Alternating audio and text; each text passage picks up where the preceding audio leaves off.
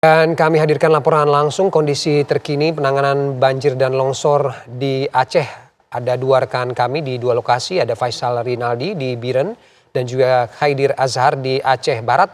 Kita ke Biren terlebih dahulu. Selamat siang Faisal. Faisal, bagaimana situasi terkini di sana? Apakah penanganan pengungsi sudah maksimal?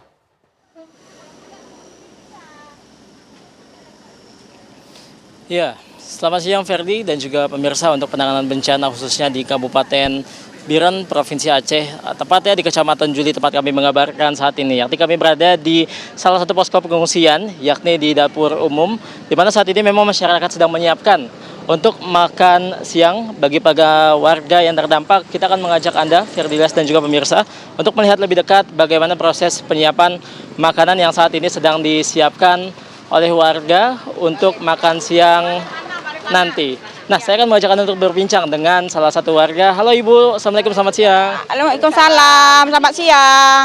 Ibu namanya siapa Bu? Nama saya Ajidar. Aziza, Ibu siapa? Linda Fatmawati. Ibu Aziza, ini sedang nyiapin makan siang apa aja Bu, kalau boleh tahu menunya? Menu ikan sarden, ada ikan tongkol lagi. Segalanya ada, yang iya, penting. iya. Pentingnya kami nggak putus ya, nggak putus ya, pokoknya ada masalah makanan. Ada. Ini untuk berapa porsi Bu, kalau boleh tahu? Kalau porsi banyak deh, kalau porsi ada 100 porsi. 100 porsi. Iya. Ini untuk dibagikan ke warga Pengungsi. Iya. Yang Iya. di desa apa aja Bu? Balai Panah. Desa Balai Panah. Puskesmas, Puskesmas. maksudnya ke panti baru kerja. yang nggak ada. Ada masak, panti baru ada juga, Balai Panah itu Binyut ada juga, orang Binyut ya. Kalau untuk setiap hari menunya sama Bu, ikan tongkol, sarden atau bagaimana? Ya, Enggak, sama-sama. enggak, ada yang enggak, ada yang enggak, ada yang sama, ada yang enggak. Selama menyiapkan makanan setiap harinya Bu, ada gak sih Bu kesulitan yang dialami Bu, apa aja Bu? Ada juga kesulitan gas, ada kesulitan gas. Apa aja Bu? Gas kesulitan gas. Habis itu kalau dia kesulitan dia masaknya tunggu dulu gitu, berhenti dulu. Nanti cari gas baru masak lagi. Untuk air bersih bagaimana Bu? Air bersih kadang ada, kadang enggak. Biasa dibawa sama itu, sama apa Kak? Sama apa namanya? Yang motor tuh motor apa tuh namanya? Motor apa? Motor apa? IS, Oke. Iya. Intinya memang untuk para pengungsi di sini masih kesulitan air bersih ya Bu? Iya, air bersih, kesulitan air. Iya. Kemudian Bu, mungkin terakhir Bu, apa sih Bu sebagai perwakilan warga yang diharapkan untuk warga pengungsi di sini Bu? Air lah utama kali, menu-menu makanan gitu, itu yang diperlu. Iya. Terima kasih Bu, sehat selalu, semoga harapannya dikabulkan ya Bu ya, dan bisa dilanjut Bu. Oke, Ferdi dan juga pemirsa, tadi kami sudah menunjukkan kepada Anda bagaimana kondisi terkini tempat kami mengabarkan saat ini, yakni di posko pengungsian atau lebih tepatnya di dapur umum. Namun untuk melihat ke sana, memang tadi kami sempat ingin mencoba untuk meliput atau proses bagaimana memasak. Namun tadi sebelum siaran langsung ini disiarkan, memang kami tidak diperizinkan oleh pihak setempat untuk bisa mengabarkan kepada Anda bagaimana proses sebenarnya. Kita harus izin terlebih dahulu. Namun untuk saat ini kami unjukkan kepada Anda bagaimana proses pengemasannya yang saat ini sedang dilakukan oleh warga yang juga dibantu oleh personil TNI dari Kodam Iskandar Muda. Untuk sementara demikian, Ferdi, kami kembalikan ke studio.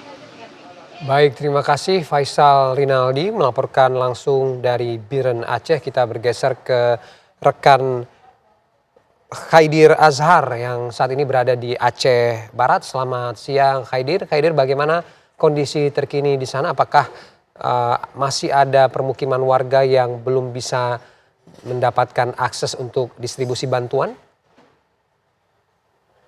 Baik, Freddy dan pemirsa TV One, bisa kita kabarkan kondisi pasca bencana banjir dan tanah longsor. Hari ini sudah memasuki hari ke-20, namun penanganan pemulihan terhadap banjir tersebut masih dianggap lamban karena masih ada 80 desa di Kabupaten Aceh Tengah ini masih terisolir. Dan ada ribuan warga hari ini masih terkurung di balik longsoran-longsoran yang tidak bisa dilalui dari jalur darat.